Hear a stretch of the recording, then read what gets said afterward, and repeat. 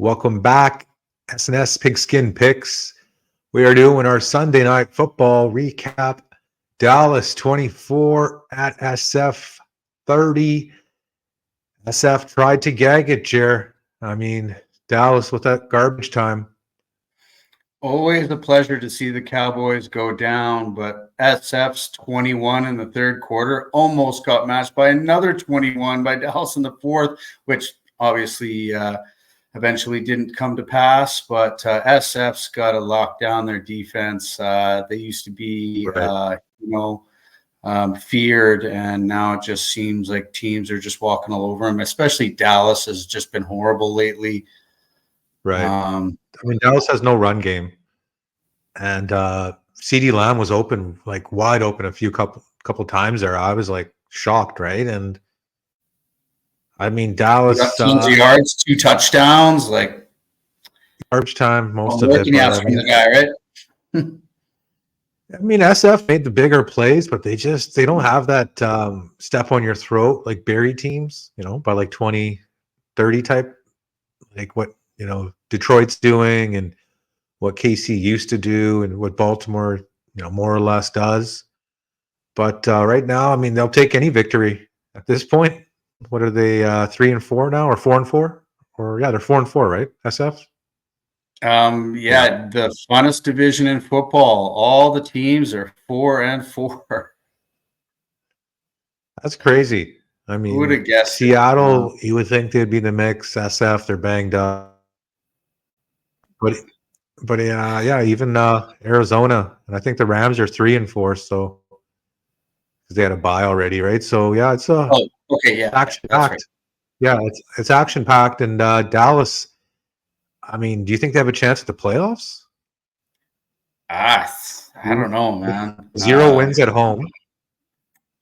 The way they're playing right now, I can't really, can't trust them. Who wins a home game first, Dallas or Cincinnati?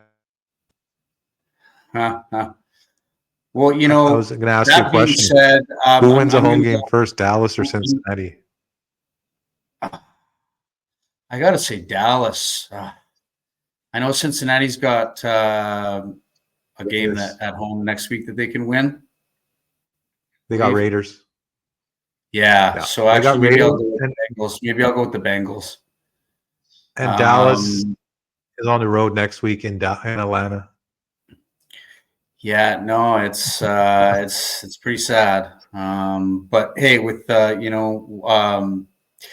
with our division the way it is, if Dallas wins all their divisional games, so they're still in it. Our my Eagles and Washington, they get a couple of losses, and Dallas runs us. They could still win the division. Yeah. I guess it's we aren't that good, right?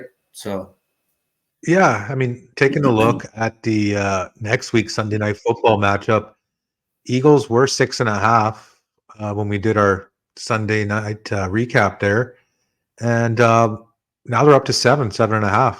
Like it's climbing, right? So if you like any part of the Eagles, you got to get them now before it's 7.5 because you don't want to be laying that hook.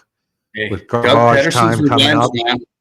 That man's got lots of respect in the town. He can still go to any restaurant in Philadelphia, get a free meal for him and his family. I'm telling you, man, it's gonna be like my bad. That was supposed to be the Sunday night game, but they flexed it out because they didn't want to show Jacksonville. It's going to be Indianapolis and Minnesota. So the Eagles are not on Sunday night tomorrow. My bad. Because of Jacksonville, I mean, no one wants to watch the sad sack Jags, right? No, the defense is horrible. They have no run game. The Super Bowl champion coach coming back into his element. Maybe, I don't know. Maybe something happens. Everyone's expecting the Eagles to win, and what happens when they don't win. Yeah, when something's too good to be true, we know how it usually rolls. I was just looking ahead to some of the spreads for next week. I'm kind of surprised Detroit's only -3.5 in Green Bay. Obviously, Jordan Love, we don't know what he's going to be divisional playing or right, but really Is it divisional. one of those classic games where you lose by the hook? Is it one of those games where Detroit up 10 and Green Bay gets the last second? You know, and if you go by the equation, it's in Green Bay. Detroit's -3.5. Yeah. So Green Bay's Detroit's supposed to start -3. Yeah, they're supposed to start -3 in the so equation. It'd be like 9.5 in Detroit, which I think is too much, right? So they figure, interesting. Obviously, that's that's a touchdown, which kind of sounds, What about Seattle only being 1.5-point favorites to the Rams? I know Rams are kind of hot lately, and Seattle doesn't have DK, but isn't that a small number at home? The Rams are on a roll right now. They're healthy. They have Seattle Puka. They have Cooper Kupp. Terrible. They have Kyron Williams. They have a motivated. Until Seattle can show they can win a game again, no one's going to trust them, including the books. Right. What do you think of teasing Seattle up? Maybe past a touchdown at home, or no? Just because? Nope. Already learned that lesson the hard way. Without DK, they looked really feeble, and I mean they were just stacking the box against Walker. And I don't know what to say. I wasn't. That was a good call in Atlanta when they won that game, but I think you caught him on a good time. Outing of the week.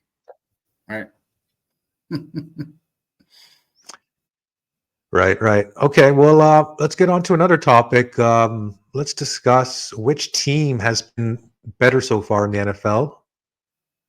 And what's your pick? Kansas City or Detroit? I'm going with Detroit so far. Okay, even though they have a loss. City. Defense wins championships, and Spagnuolo just has them dialed in. They're so good this year that they are uplifting Patrick Mahomes to these victories. He's putting the points on the board to win, but if it wasn't for his defense, he would not be in many of these games. They are lifting him up more than he is playing.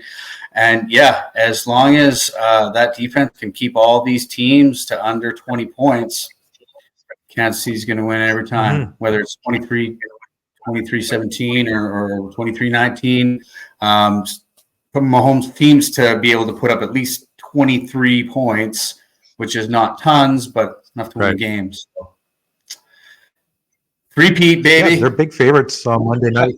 They're Monday night big favorites next week to Tampa, which I was kind of surprised to see, but we might have more Tampa's on got to later. win too. Tampa's, oh man, they got to turn things around or their season's over. They got to stay competitive right now. Yeah, they got to stay competitive. The thing I like about Detroit so far is besides that Tampa game where they got boat rushed and just slammed and mollywopped. I mean, when they get their run game going and they get play action going and they get to the quarterback, I mean, even last year, I thought they could have beat SF and they could have gone to the Super Bowl. They had to lead most of the game. They kind of questionable calls on 4th and short. These guys got the formula. They got ground and pound, which will work in the cold. And if they, they replace Hutchinson somehow or just, maybe just get him back late in the year for the Super Bowl. They're saying there's a chance he might be back for February. So I just love Detroit's MO right now. And their defense is, like we said before, they're susceptible. But I think their offense is just more dynamic than Kansas City, which is just blasphemy to say with Patrick Mahomes and Travis Kelce. But Pacheco is out right now. And, they have how many wide receivers hurt right now?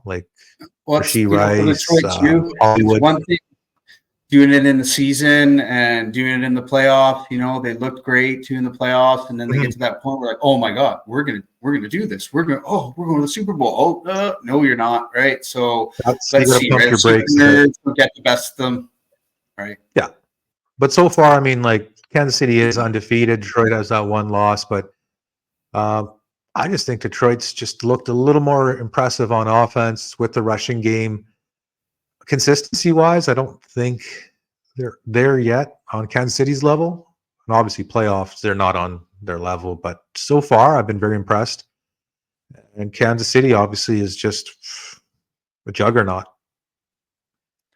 So yeah, that was a good. I'd love to see the undefeated three-peat. I know I'm jinxing Kansas City hard, but just imagine just double stress and oh man, we got to win this third Super Bowl in a row. Oh no, and we're undefeated season.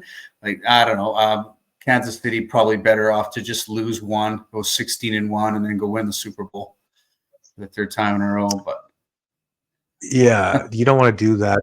New England, what they did in 2007, was it, or 2008, where they ran the table and then they beat the Giants in the last week.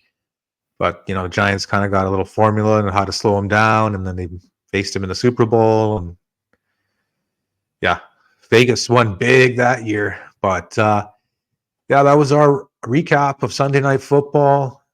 SF 30, Dallas 24. SF covers the spread. Dallas loses another game. I believe, are the Eagles tied with Washington for the lead in the NFC East? The Eagles are 4-2, right? The Eagles have a bye, I think. The Eagles are 4-3, I believe. No, I think they're 5-2 because they beat the Giants, and now they were 3-2. They lost to Tampa and lost to Atlanta, and that's it. I thought they lost some. They're 5-2. Huh. Well, they lost. They beat Green Bay, and week 2 they lost, I believe. But either way, they're doing well. Washington is obviously overachieving, but maybe they're just for real. So let's find out. Well, we'll be back on Monday night with special guests. It's going to be a good game when it gets here for sure. Yeah, man. These division games are going to be really fun to watch. And Monday night will be really fun to watch with special guest, Big Pimpin', Paul Fraser, the one and only. So let's sign out and catch everyone next time on S&S Pigskin Picks. Later, y'all.